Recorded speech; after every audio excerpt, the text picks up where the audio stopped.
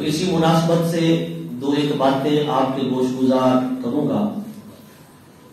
اللہ رب العزت جل شانہ و عم نوالہ نے پیارے حبیب کریم صلی اللہ علیہ وسلم کے اس نواسے امام حسین کو جن عظمتوں، شانوں، رفعتوں اور بلند و بالا مقامات سے نوازا، ان میں سے آپ کی ایک نمایاں شان یہ بھی ہے کہ آپ بہت بڑے سخی تھے۔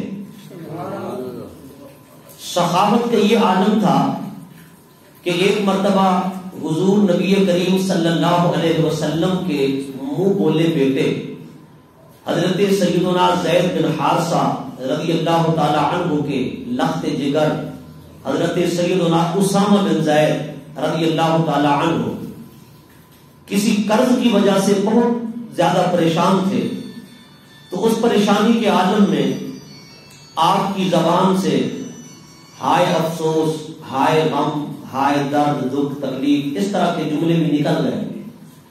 تو اسی پریشانی کے اندر آپ لوگوں سے پوچھ گچھ کر رہے تھے کہ کون ہے جو میرے قرض کا ازالہ کرائے اور میری مدد کرے۔ اتنے میں آپ کو خیال آیا کہ کسی اور در پر جانے کی بجائے بہتر ہے کہ ایک ہی در پر جایا جائے جہاں سے ساری کمی پوری ہو جائے۔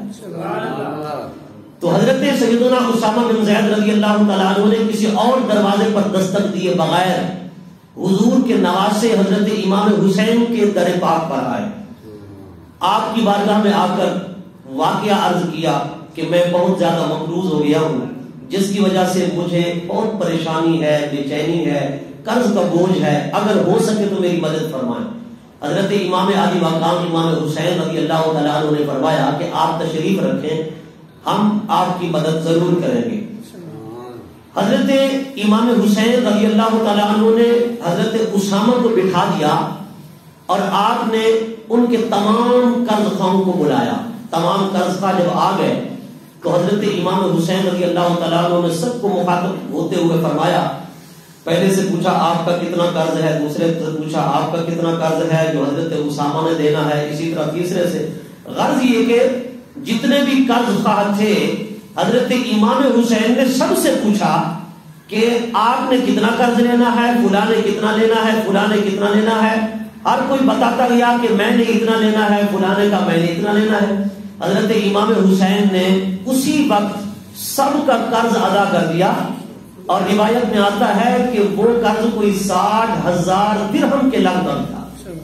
حضرت امام علی مقام نے اس قدر بھاری بھرکم رقم اپنی جیب سے ادا فرما کر اپنے ایک مسلمان بھائی کا، صحابی رسول کا جو معاملہ تھا اس میں مدد فرمائی اور ان کی مشکل کو دور فرمایا۔ حضرات گرامی، اتنی بڑی سخاوت کہیں اور نظر نہیں آتی۔ ایک مرتبہ کا واقعہ ہے کہ حضرت امام حسین رضی اللہ تعالیٰ عنہ کے پاس کچھ مال آیا، وہ بہت زیادہ مال تھا، کثیر تعداد میں، تو آپ نے اسے لے کر بجائے اپنے گھر رکھنے کے آپ مسجد شریف میں لے آئے، مسجد نبوی شریف میں لے آئے اور اس کے سین میں رکھ دیا۔ آپ بیٹھ گئے اور جو غریب آتا، فقیر آتا، مسکین آتا، آپ اسے دیتے چلے جاتے، جو بھی حاجت مند آتا اسے دیتے چلے جاتے۔ غرض یہ کہ کسی نے کہا کہ امام علی مقام، آپ کا گھرانہ خود بھی ضرورت مند ہے، حاجت مند ہے، آپ اپنے کپڑے لیجئے، اپنے بچوں کے کپڑے لیجئے اور اپنے گھر پر خرچ کیجئے۔ اتنا بڑا مال آیا ہے تو آپ محتاجوں میں، فقیروں میں، مسکینوں میں بانٹتے جا رہے، تقسیمی کرتے جا رہے، یہ تو سارا اسی طرح آپ بانٹ دیں گے۔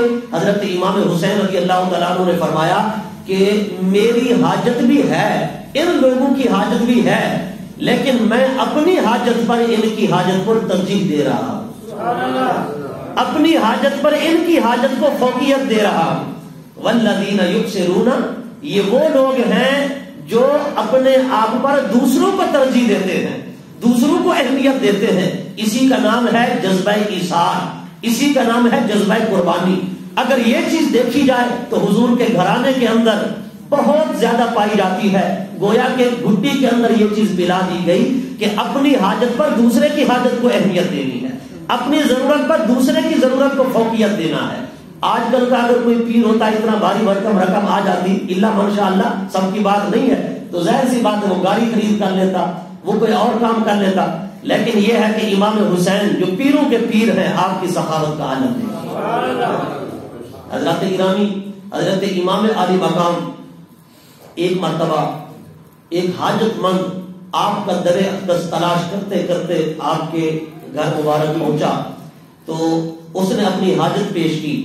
اس وقت آپ نماز کے اندر مصروف تھے تو آپ نماز سے فارغ ہونے کے بعد باہر تشریف لائے.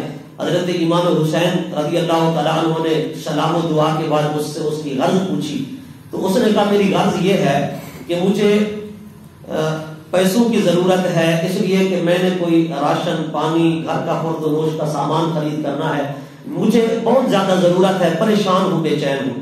حضرت امام علی مقام امام حسین رضی اللہ تعالیٰ عنہ گھر تشریف لے گئے. آپ نے 10,000 درہم اٹھائے, 10,000 درہم اٹھا کر آپ نے اس حاجت مند کو پیش کر دی. حضرت گرامی اتنا بھاری رقم 10,000 درہم آپ نے ایک منگتے کو دے دیے.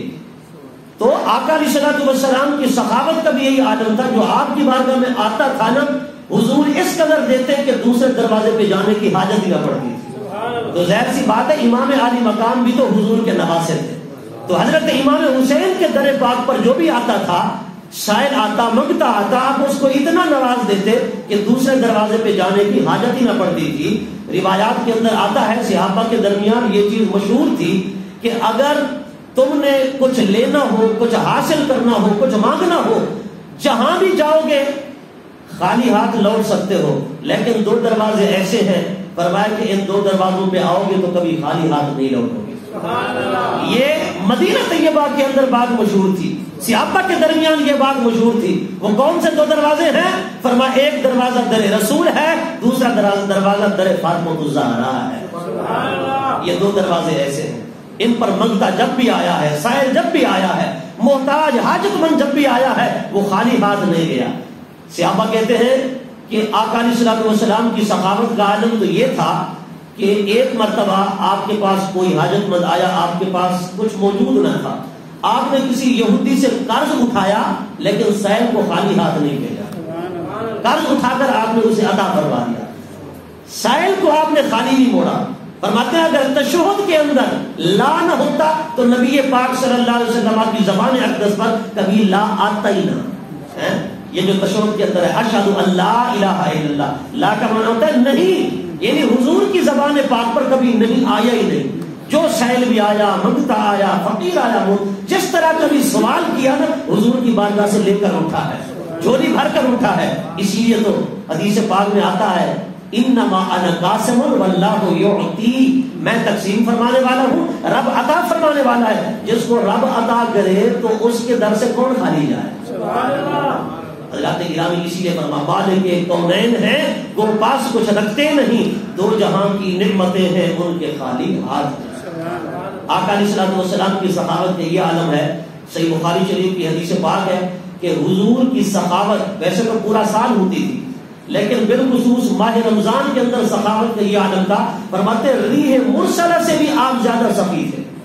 ریح مرسلہ, ریح مرسلہ کیا ہے؟ ریح مرسلہ یہ ہے کہ ایسی آندھی, ایسی ہوا جو فرشتوں کی نگرانی, فرشتوں کی حراست, حفاظت, اس کے کنٹرول, اس کی سیکورٹی کے بغیر جو ہے وہ چلنے والی ہو, اسے کہتے ہیں ریح مرسلہ. علماء فرماتے ہیں یہ جو ہوا چلتی ہے نا, جب بھی جتنا بھی شدید آندھی آئے پھر بھی یہ فرشتوں کے کنٹرول میں ہوتی ہے. اللہ تبارک و تعالی حکم فرماتا ہے کہ اے فرشتوں یہ بارش برسانی ہے, ہوا چلانی ہے, تو دائیں بائیں آگے پیچھے فرشتے کوڑے لے کر کھڑے ہو جاتے ہیں. بارش کے لیے بھی بادلوں کو بھی ہانکتے ہیں کہ یہاں برسنا ہے یا نہیں برسنا ہے, ہوا کے لیے بھی کہ یہاں اتنا تیز چلنا ہے یا اتنا کم جو ہے وہ آرام سے دھیمے طریقے سے چلنا ہے, یہاں شدت کے ساتھ یا نرمی کے ساتھ, اس طرح یعنی فرشتے اسے چلا رہے ہوتے ہیں. علماء فرماتے ہیں کہ اگر اس ہوا کو فرشتے اپنے کنٹرول میں لے کر نہ چلے تو یہ اس قدر تیز چلے کہ نہ کوئی زمین پر درخت باقی رہے, نہ کوئی مکان باقی رہے. یعنی اس کی شدت اور سختی کا یہ عالم ہو. یہ فرشتے اللہ کے حکم سے اسے کنٹرول میں لے کر چلتے ہیں تو پھر فرمایا کہ مکان بھی برقرار رہتے ہیں, درخت بھی برقرار رہتے ہیں. یہ صفایا نہیں ہوتا ہے, ورنہ سب کا صفایا ہو جائے اور چکر میدان بن جائے دنیا.